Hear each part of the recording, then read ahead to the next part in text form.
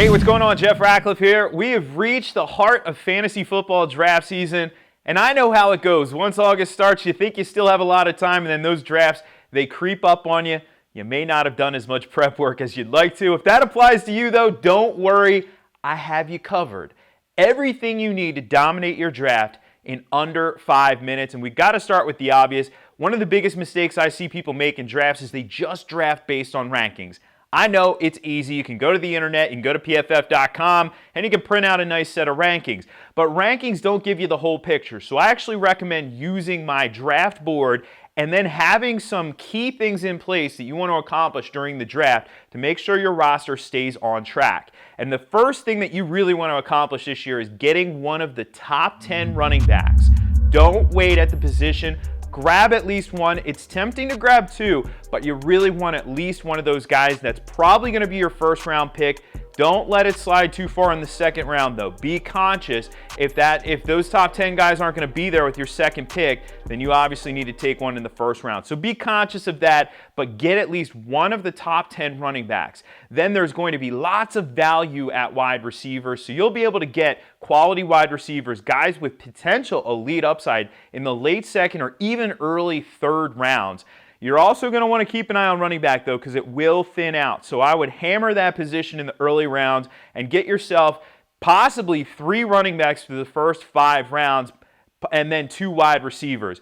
Don't wait too long at tight end. You don't need Travis Kelce this year to win your league. You don't need Zach Ertz. You don't need George Kittle. In fact, I think there's a nice pocket of value, a wheelhouse for tight end between the 5th and 7th rounds. In that range, I'm probably looking more at the back end of that tier, so the 6th or 7th round. So you'll see Evan Ingram, Hunter Henry, O.J. Howard, Vance McDonald, and Jared Cook go off the board in that range. Try and get one of those guys. You'll be set up really well at quarterback. Then cycle back through and continue to hammer wide receiver and get as much value as you can. There's so much value on the board.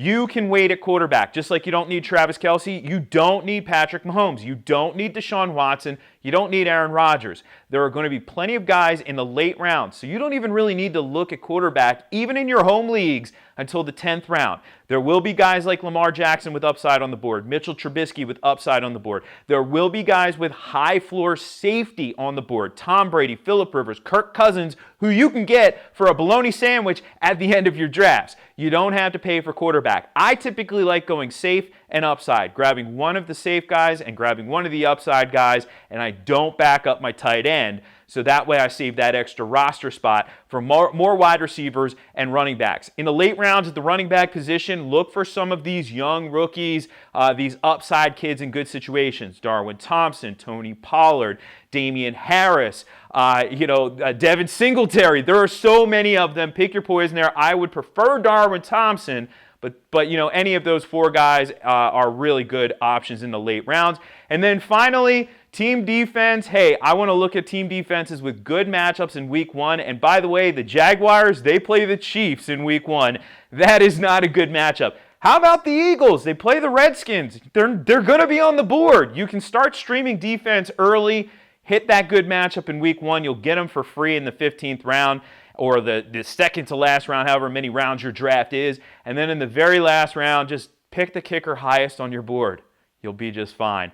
That's going to set your roster up on draft day. You will officially dominate on draft day heading into the season. And of course, if you want my draft board that I mentioned earlier on the show, you want more on draft strategy for your last second cramming, you can get all of that over at PFF.com.